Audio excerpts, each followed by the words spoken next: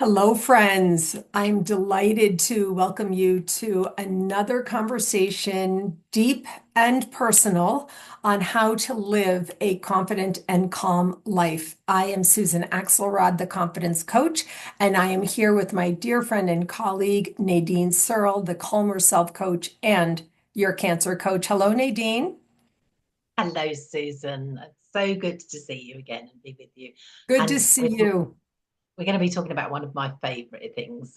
I'm telling Nadine you. and I have had a voice texting relationship for several years. Over that time, we have become so close because we've gone from voice texting to having these Zoom conversations about deep and personal topics. One of the topics that we connected on early in our friendship was dogs. And so the title of this episode is A Natural High, the Dog Boost. Nadine and I have been saying for quite some time, we need to talk about dogs and how they affect and influence our lives. I am so happy that today is that day and I'm looking forward to it. Nadine, why don't we get started? I do have a few pictures of our dogs, but before I do, I want to invite you to share your dog story with us. How long have you had dogs? Did you grow up with dogs? Yes, I've had dogs all my life. When I was a little girl, we had, when I was a child, we had Jack Russells, which were they're terriers and they're quite wild. But that was the family dog that we had a few of those while I was a child. So my first experience of having a dog in my life was actually I'm the baby of the family, and then there's a dog.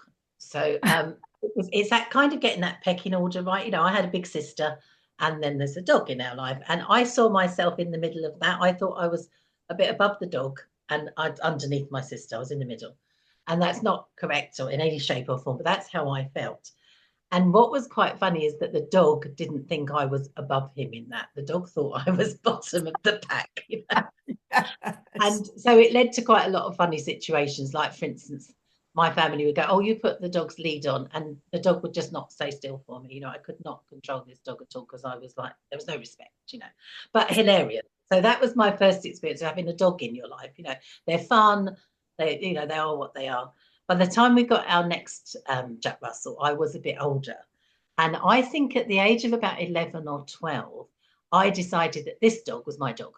And so I'm doing the walks, I'm doing this, I'm doing that. And I think that was a bit of me growing up and being, but I want the start of me wanting to be in control. So I found I got so much from this relationship, with this dog. And then it was just like, dogs are in my life, they're going to be forever. And then when I got to a point where I was living on my own, um, I wanted dogs. And I say dogs because in my world, it's two dogs at once. I have no idea why, but that's what I've always done. So I had two dogs, rescue dogs, always got rescue dogs. Got two rescue dogs. They lived happily together, Rusty and Bilski, they were wonderful doggies. And then I had another two because they don't live forever, do they? Henry and Uzi. And then my latest two, Buddy and Benji. And unfortunately, I've just lost one of them, so I'm quite sad about that. But I've got my little buddy still. So at the moment, I'm a one dog family, which is very strange. So Yeah. that's my little dog life story. I know, and I love this. I totally love being the youngest of many children, having a big sister, and seeing yourself as the big sister to the dog. And the Yeah, that's dog what I is thought. like, Yeah, yeah, yeah, but the dog is like, no. yeah. You I, know? yeah, exactly. He wasn't having any of it. But I'll tell you something really quick, little funny story actually about that. My sister, and this is big sisters, no malice or anything, it's just what big sisters are like.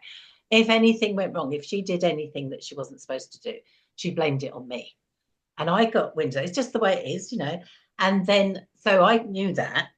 And what I did then is I thought, well, if anything's wrong, I'll blame it on the dog because that's The what you do. So dog. that something got broken once, and my sister went like, "Oh, Nadine did it," and everything. I went, "No, Peppy did it," and my mum didn't believe me, and I went, "How does it work for my sister and it doesn't work for me?"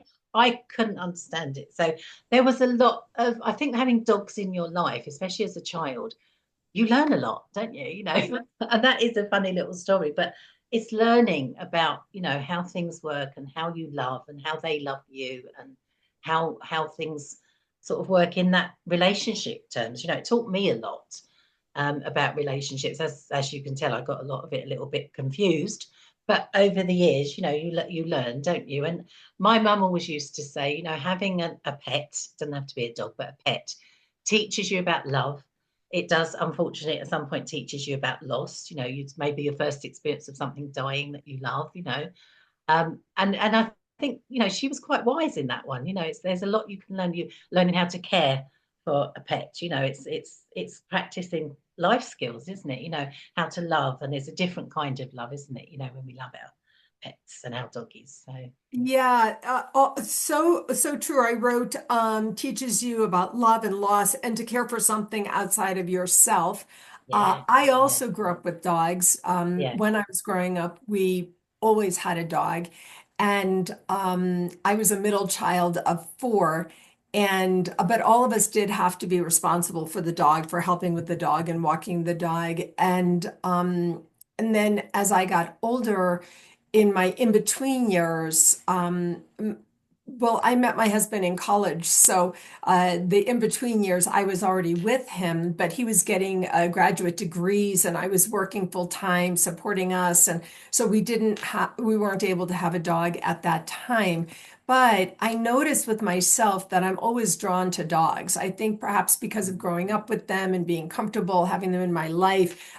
If I see a dog on a street, I'm that person who approaches them. I obviously know how to approach a strange dog and everything. But then the minute we got our first home, we got married. He's still getting his PhD. We bought our first home. He completed his PhD, and we bought a dog. And that was our first dog, a golden retriever named Leopold. oh, And wonderful. he was a wonderful, wonderful dog. We had a tiny little house, and a big 100-pound dog. And we walked him, around everywhere. And then we had the baby, and then we argued who has to take care of the baby and who gets to take care of the dog.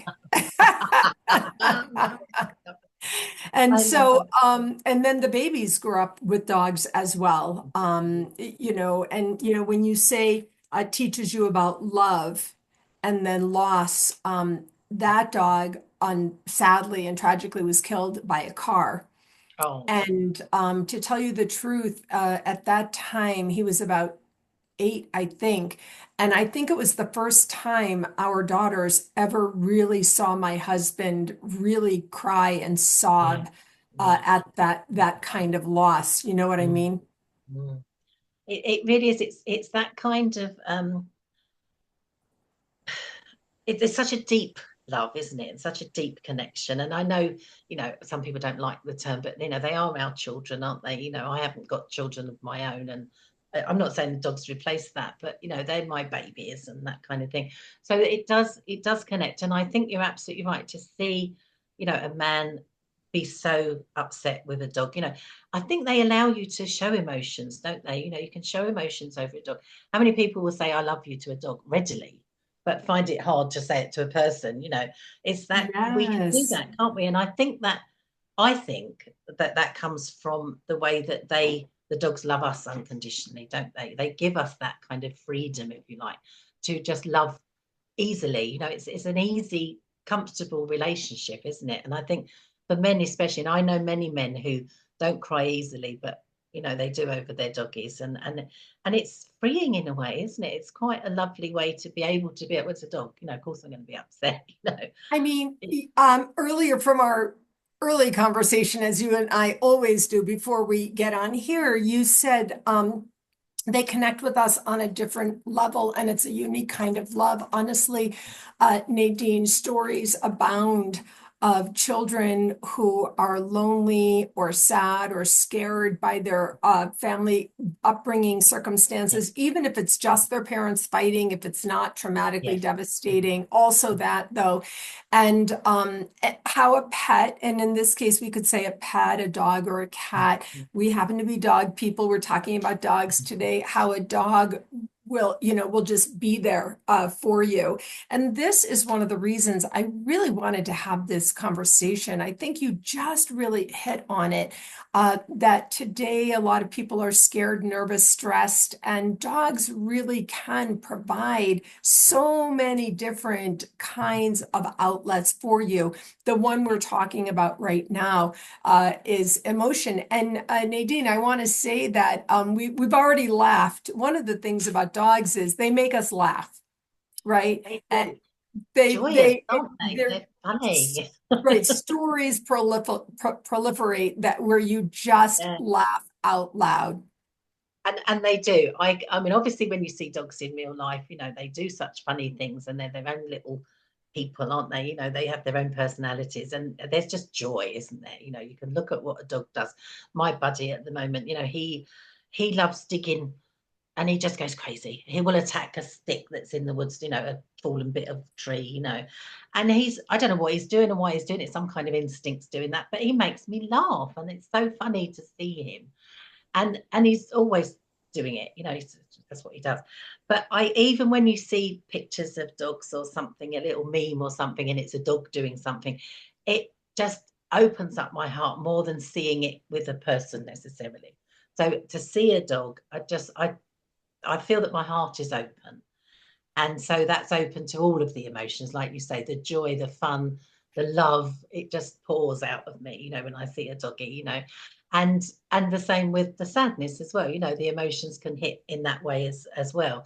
But for me as well, I know that I've struggled with my emotions over the years. I've had issues with how I express myself and that kind of thing, but I've never had an issue with expressing my love for a dog.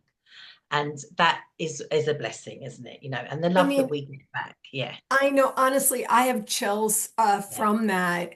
For you, we always share honestly and deeply here, and for you Mm, to share that mm, is important mm. to verify and validate for Yeah. others. You can have trouble expressing your emotions with humans, but a dog can really support Yeah. you in this way. Yeah. Yeah. In the notes on this podcast conversation, I'm going to be putting a bunch of things that are the National Institutes of Health actually Yeah. has on their website Yeah. how pets are helpful. So I'm going to be putting Yes. all Yeah. the different ways Yeah. that pets are helpful. Feeling Yeah. oxytocin, serotonin, like literally Yes. the Yeah. neuroscience. The Yeah. neuroscience of having a pet in your Yeah. life is Mm. crystal clear. The studies show without a doubt that you can have a boost in your mood from having dogs. Now, Yeah. of course, they also are a responsibility. And to the point that you just said, when you're little, that's another one of the things that you learn is responsibility. Yeah. But Yeah. there's no question at all that science shows that having a dog or a pet in your life will boost your mood. Yeah. Does that mean perfect 10 every day, every minute? No, that's not life. That's not what we're talking about here. But that surely is the case if you're feeling difficulty in somehow in your life and you sit Yeah. down or lonely, if But you're lonely in this your is life. another thing, isn't it? The companionship that we get, is again invaluable. And I think you're right. The idea that they reduce stress, stroking a dog, like you say, science has proven that that lowers our blood um, blood pressure, that kind of thing. The love that we get, there's that connection that gives us something very special, and it is scientifically proven. I've got to say, it goes hand in hand. Sometimes dogs can cause a bit of stress. It can be that when they Also don't. that. There is that too, but it balances out, doesn't it? Without a doubt. But it's interesting because when I worked with children, sometimes a dog would come into a child's life and I'd see a change in that child, especially if they had issues again with showing their emotions, with communicating, that I Wow. could see the change in a little 3 or 4 year old, through having a dog in their life, or even a dog come to visit where I worked, which we did have sometimes, therapy dogs and that kind of thing. That's a big thing, isn't it? They go into old people's homes, they go into hospitals, they really, really help. And I remember we used to have this little boy that I worked with who really had trouble sitting still and listening and engaging. And at story time, sometimes we'd have a dog come and sit with us. So the dog always used to sit next to him. He chose to do that. This little boy was so pleased that this dog chose him. You saw him just blossom. And again, my heart is just filled with the memory of that. I can picture it and just go, that little connection, this was not all the time. The dog and the boy didn't live together, but they formed an instant, no words, no nothing needed to be said. Right. They had that connection, and that was just, do the dogs know? Are they that super? I don't know. It's an instinct, maybe. I don't know, but it does help. And we say this is about being confident and calm. This is what this podcast is. And dogs help you be calm, as we've just said. They also help you be confident, don't they? Yeah. Because they support you. Look at guide dogs. They give blind people confidence, don't they? And There's service not, dogs. Yes, yeah, there's dogs that absolutely. help with all sorts of people that have epileptic fits. They're there to support them. They give them confidence to go out, to be a bit more independent. So confidence, calmness, we can get from a dog as well. Um, in lockdown, how many people went and got a dog?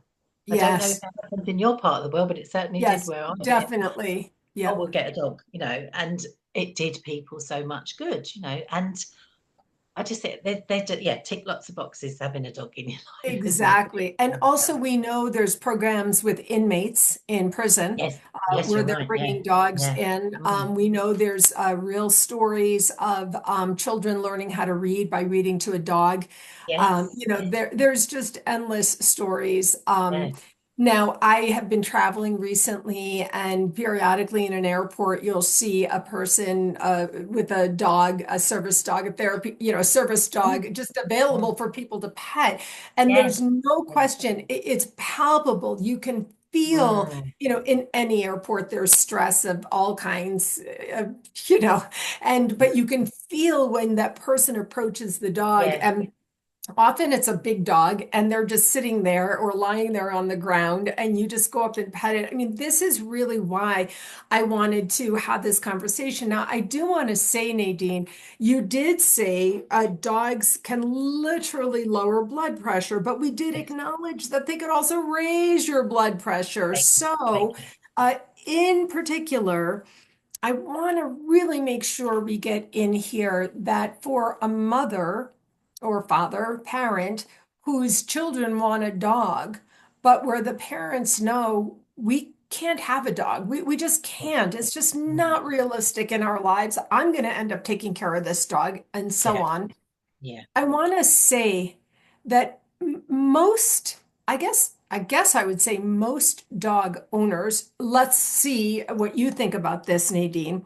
Most dog owners would be willing to loan their dog out for walks or visits with other people who want mm, dogs in their lives, but can't get a dog for yeah, various reasons. Would you do yeah. that? It, what just as you said that, I thought, oh, I don't know, because I'm a bit like, my dogs are so precious, but I have done in the past, and I'm sure I will be again. But I need to trust that person because they got to Of look after my course. dog. No, no, no. I've, That would go without saying. so that Of is, but that, course. yeah, that's that. So that was when my gut reaction to what you said then was exactly what I've just described there. So yes, Oh, I that's would. funny. But it's really, and I have this conversation with a lot of people about how, if you are considering getting a dog, how responsible you need to be. I'm a bit tough on that. You need to make sure you are walking them as often as they need. Every dog's got different needs. Choosing the right dog for your circumstances as well. There's different sizes of dog. Like you said, you had a big dog in a little place, maybe not the most sensible choice, but you made it work, but bearing in mind, if you've got that, you need to adapt, don't you? If you then have children in your life, you've got to adapt. And the dog, my attitude is the dog must not suffer from the changes in your life. But that's my attitude.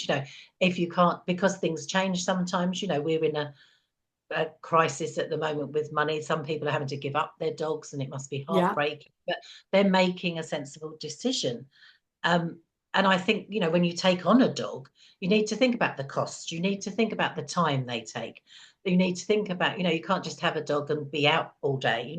They need some love and companionship too, don't they? So, Right. and the exercise that they need. But from that point of view, and I know you go on hikes with your dog and everything, I'm grateful to have a dog in my life because it gives me, the ability to be able to do things that I don't get to do with my partner. And I think, when you take on a dog, you need to think about the costs. You need to think about, you can't just have a dog and be out all day. They need some love and companionship too, don't they? So, and the exercise that they need. But from that point of view, and I know you go on hikes with your dog and everything, I'm grateful to have a dog in my life because it gives me an excuse to go for a walk. And how good is that? Being out in nature, the physical exercise, never mind the mental help and everything.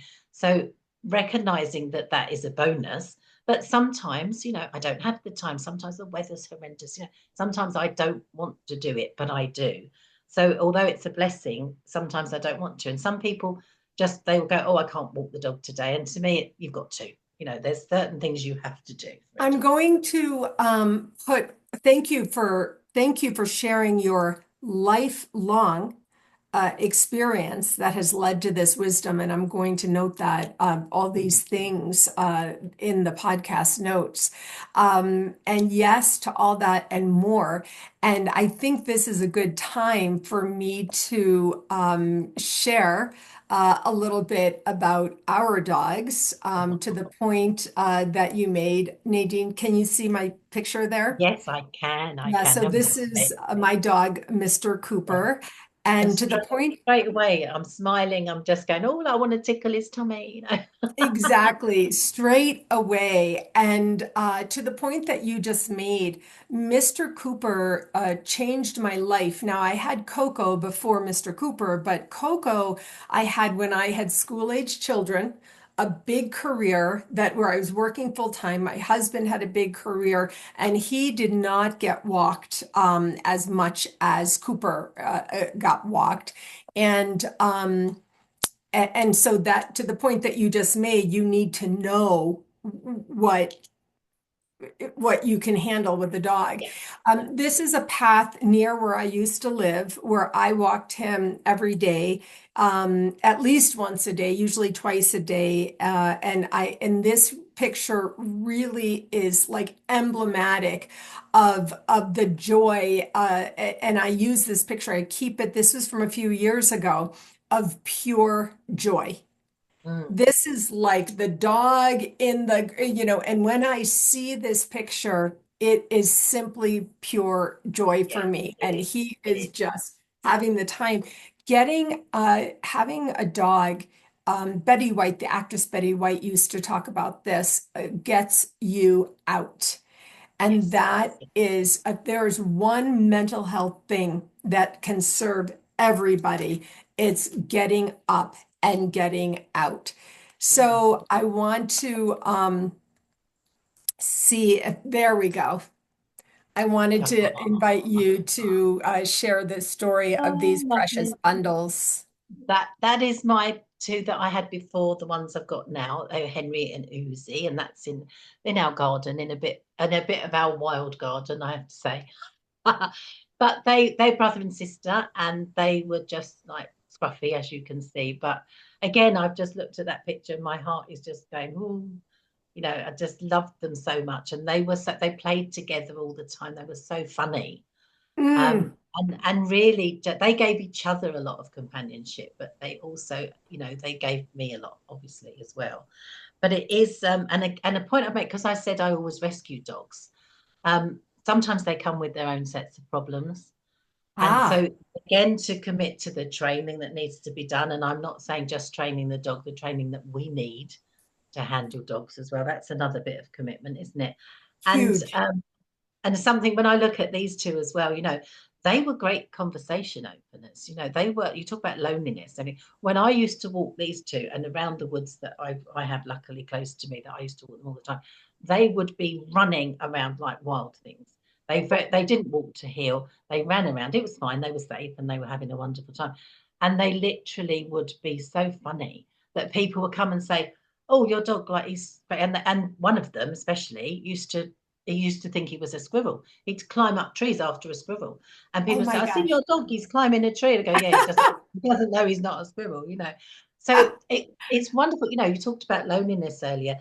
If you have a dog, they give you companionship. But if you walk a dog, you get, people will talk to you. You have a reason to talk to people if you want to. Sometimes I don't A want to. hundred percent. Yeah. The way I got to know people in my neighborhood was I used to walk Yeah. that first dog. I used to walk him Yeah. every day around down to the circle, and that's how you meet people. You see Yeah. people, And it's a natural conversation It piece. is, isn't it? And again, they make it easier for us, don't they? Their connection. But I know people that have a dog on purpose for dating. Oh, I'll take the dog out. Like you said, Yeah. can someone else walk your dog? With these dogs, I used to have a friend of mine's son, and he got to a certain age. Can I take the dog out? He was going down the park to attract girls. Get girls. There you go. But that's Right. fine. That's fine. I didn't realize that's what he was doing, but that's what he was doing. So Yeah. I love it. But I'm just looking at this picture and I'm just going, oh, how wonderful. They gave me so much joy. So much. I have one dog, Mr. Cooper, but my dear friend Leela has Whiskey, and we see each other every day. We walk the dogs every day. It just happened again a day or two ago. We have a field where we take them. We walk through the woods, down the hill, and out into the open field. And we've been doing this for 4 years now. I just realized recently, and my dog is older than Whiskey, but they race in this meadow, in this field surrounded by trees and mountains, and it never gets old. You think to yourself, oh, we have to do this again and this. We stood there the other day like we did when she first got that puppy years ago. We stood there and I said to her, the two of them racing around, maniacally chasing each other. Yes, I yes. said, this never gets old. No, And to the point of no. neuroscience and the physiology of your body, of your Mm, being, the oxytocin that comes up, it floods through. And this is what we get. We go to the forest up there and then they chase down and up and. And I'm telling you, having the two dogs, they don't live together. yeah. Mm, They are together a lot, but it definitely never gets old. So mm, let me say this picture of Mr. Cooper is emblematic of my life after a traumatic personal transition, Nadine. People know my story. I ended up losing my husband, passed away. Long story short, it was all very traumatic for me. I was in transition and I ended up by grace living near Sedona, Arizona. And I spend a lot of time there. I hike there, and those are the red rocks in the vortex energy. And you can see Mr. Cooper looking out. He climbs yeah, mountains with me. We are very high up because that yeah. rock formation in the background, we're at the top of it, not the bottom. And and this is talking about loneliness, talking about, loving me unconditionally, talking about being there through my crying jags, talking about sitting quietly, not nagging me, a Yeah, parallel experience, if you will. And just my sitting back from where I took that picture and looking at him offered me countless times a feeling of peace in my heart, and it allowed my soul to settle and yes. to just feel more calm, Nadine, more calm. And Yeah, that's why that I love this picture. yeah. Like you say, it's a symbol, isn't it? And I know that's what it means to you. And I love the kind of landscape and everything, because that's not where I live. It's not like that at all. And Right, to see this and to know that you hike and everything, I think it's just wonderful, and that you can do it together. Because yeah, I don't know about you, Susan, but if I didn't have dogs to walk, I wouldn't walk. I don't know if you would. I wouldn't. Nadine, the God's honest truth is that when I leave Mr. Cooper with Leela for the day or someone else, I do not walk either. Yeah, That's the yeah, God's honest truth.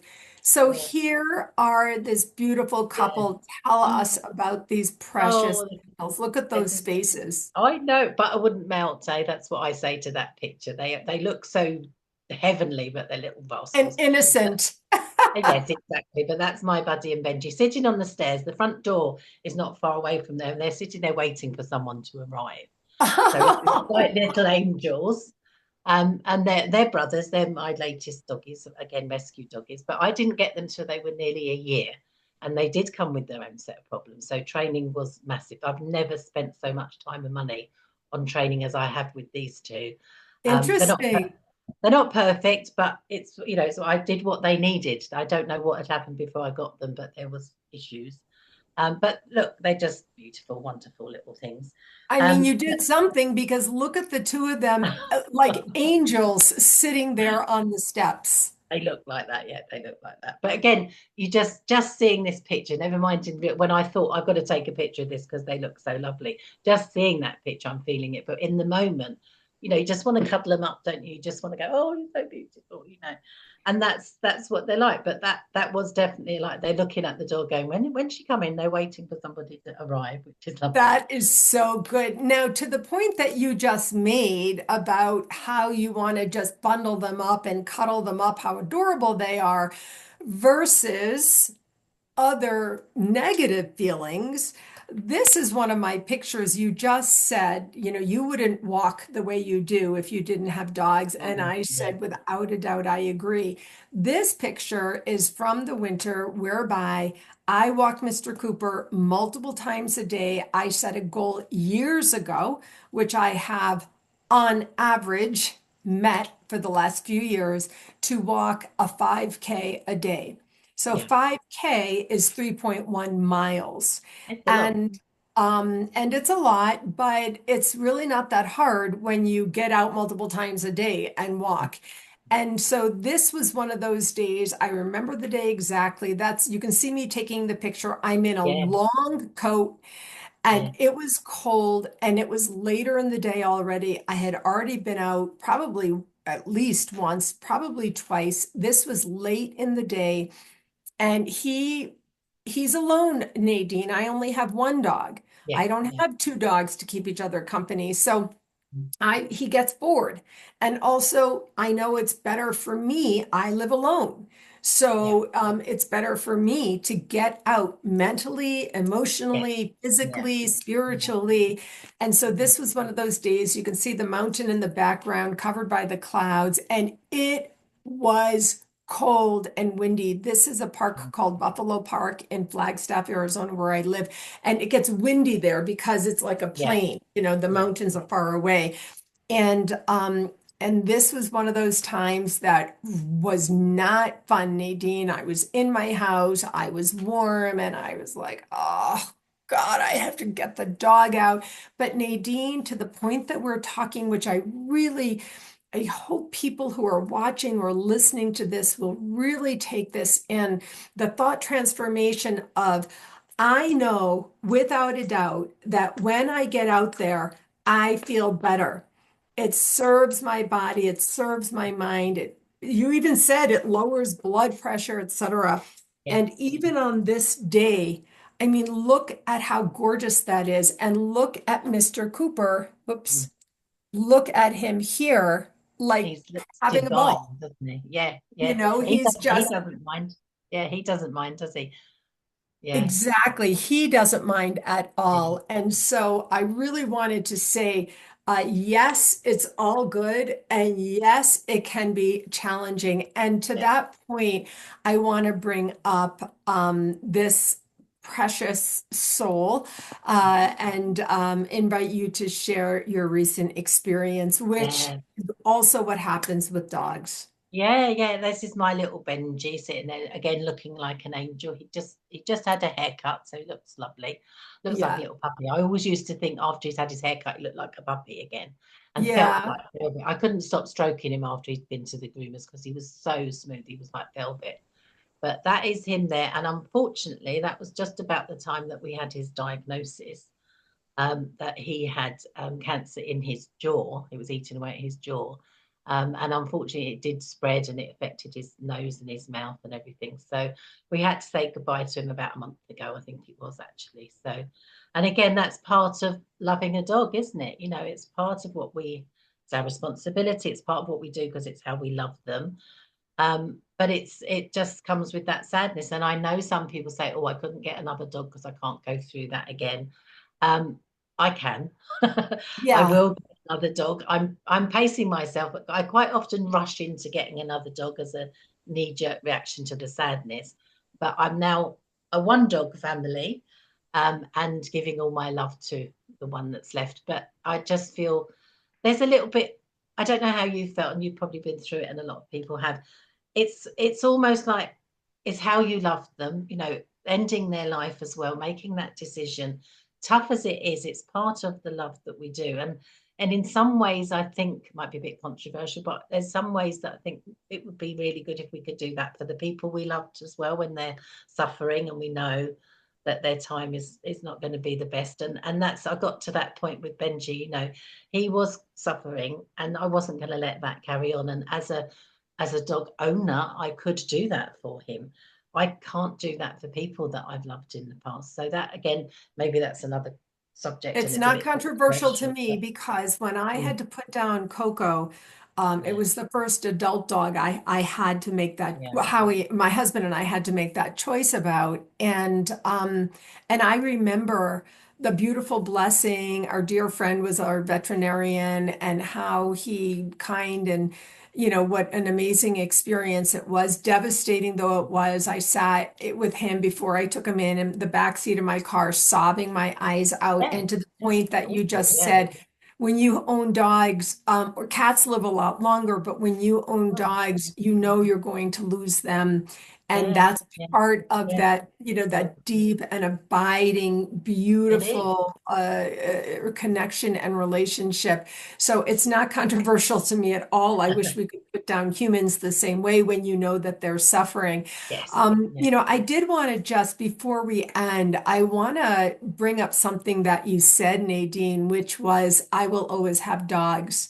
So I'm at a point in my life. Mr. Cooper is healthier than most dogs, and he's 11.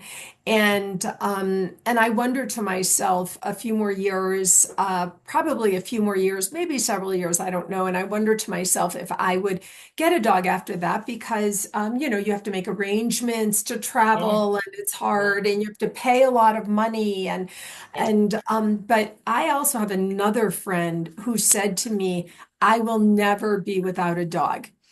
And you just said, you know that you'll get another dog or more dogs, or, we don't know exactly the minute of yeah, that, but you just indicated that. And when that other friend said to me, I will never be without a dog, it moved me to my core that yeah, she would be so certain of that. And to the point of yeah, this entire conversation, I know that if I live near one daughter or another or my friend or a sibling who would help me with the dog, this is a very, very big thing, is having resources and support to yeah, help with the dog when you need. yeah. I probably will always have a dog as well. You know what I Yeah. mean? I think that's right. And again, it's something, people have said to me, will you get another one? What will you do? I'm getting older. I think about my future and think, will I get to a point where I go, right, I'm too old to have another dog? That fills me with so much sadness. I don't want to think about that. Yeah. But it is something, because again, it's part of being responsible, isn't it? To think about what happens if you actually die before your dogs, that I can't imagine. That's awful. But having said that, I have got something in place. I've got a very, very special person who I've got in my will and all written out and sorted out that that's their job to look after my dogs if I'm not about. It's only Yeah. one at the moment, but because that's important to me. And some people laugh when I say that, but that's very important to me that they're not going to suffer if Of I'm not about. course. So, I and mean, that's that will go on. So again, that's part of being a responsible dog owner, dog lover, however you want to put it. But it is that is very important to me. And I do think, maybe one day I will be, because I know lots of people that go, oh no, I don't want to get another dog because I'm too old. And like you say, they tie you down and that kind of thing. I'm not a traveler, I don't go on holiday and everything. And maybe it's because I've got dogs. I don't know. I know it's yeah. limited, but that's my choice. But I do feel that it's just what they give you is so much that I just think it balances, doesn't it? And I say all the time, it's that we learn from them, they are instinctive. I say quite often be more dog, because you look at how a dog deals with things. They're not stressed. They don't worry. They live in the moment.